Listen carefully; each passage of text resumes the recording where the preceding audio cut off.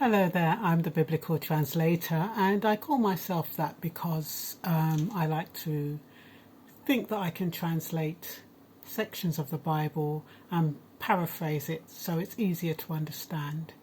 And today's taken from Mark 12, 1 to 11. Then Jesus began teaching them with stories. By stories, it means obviously it's not true, it's like parables. Analogies, anything that can try to, it allows you to understand it in a way that is comfortable for you and that makes sense for you.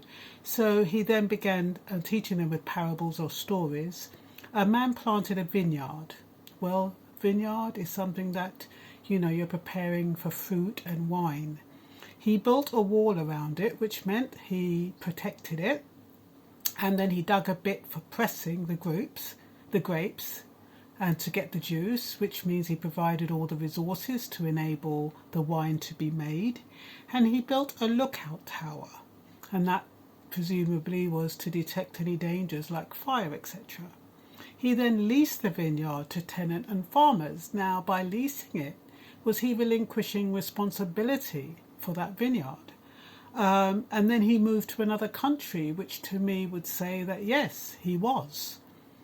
And so he was unable to tend to the vineyard. So what he did is he more or less left it to people, who rented the land and the farm to take care of it. Now, when we lease an apartment or a flat, it becomes ours in a certain sense until that lease is over. And we could technically say that that apartment, if the landlord came and said, look, I want my apartment back, we'd say, look, we're on a lease. You can't just take the apartment back. And in a sense, I was trying to understand whether or not it meant that the owner who leased the land actually wanted to benefit from it without putting anything in. Now, we could say as a business person, that's what it's all about. Business people, they do the preparations, they do all the groundwork and the legwork, and then they employ people to then take it over, and then they reap the benefit, and then they pay a proportion of that to their employees. So therefore, the employees, technically, if that's the arrangement, should have some loyalty to the employer.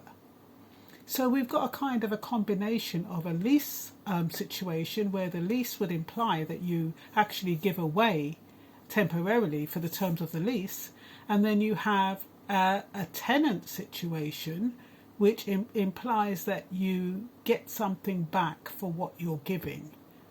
So at the time of the grape harvest, he sent servants to reap the benefit of the harvest, but tenant farmers would not have it and fought and wounded the servants, and that's including his son.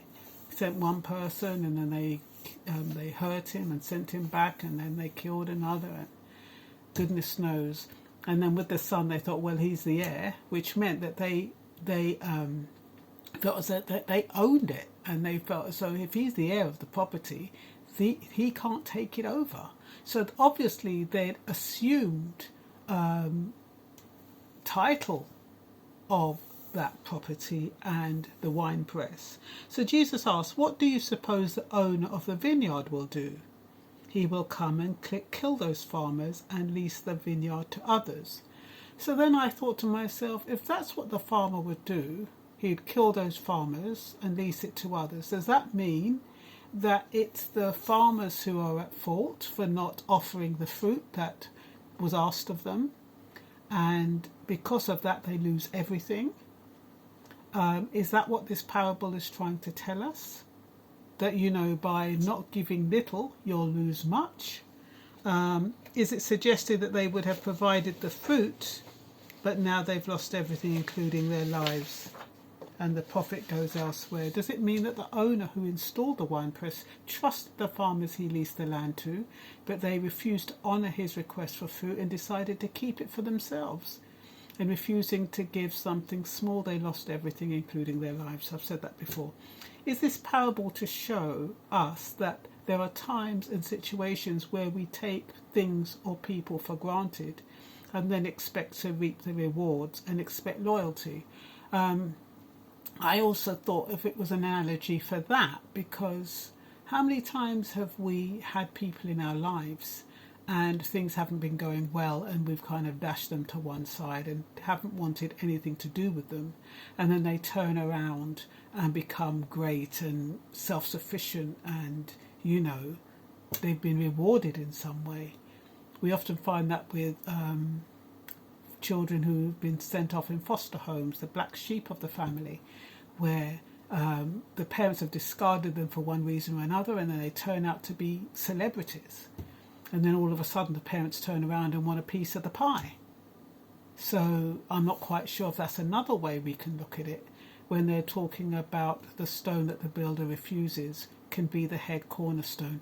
I couldn't really relate that phrase that Jesus took from the Bible with the wine press, and that's why maybe I'm overthinking it, and I'd appreciate any thoughts that you may have with regard to how the stone that the builder refuses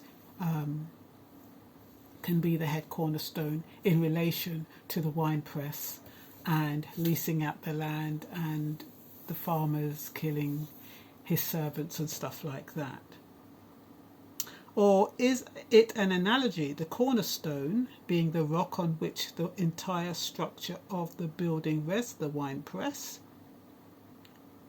And if that was the case, if the cornerstone is the wine press and the owner more or less refused or discarded it, I really don't know. Jesus was the rejected stone as we know it, and through him on his death we received grace, and in his resurrection he became the cornerstone, the entire structure that our faith and salvation is built on. Could Jesus have been talking about himself in that paragraph and making that analogy, because he did say God is well pleased? So sometimes we can overthink these scriptures, or I can overthink the scriptures sometimes. But I do like to get a feeling, I do like to find a way that we can actually relate it to today, so that it becomes a lesson and a kind of an inspiration of how we conduct ourselves from day to day, and how in this particular case we don't take people for granted, we don't take things for granted, we don't discard people just because they're not what we want or how we want them to be at a particular time. We don't expect great things and putting in little effort.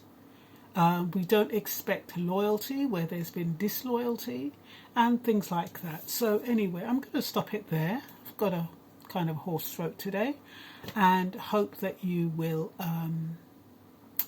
find something to inform me about so that we can have a little discussion.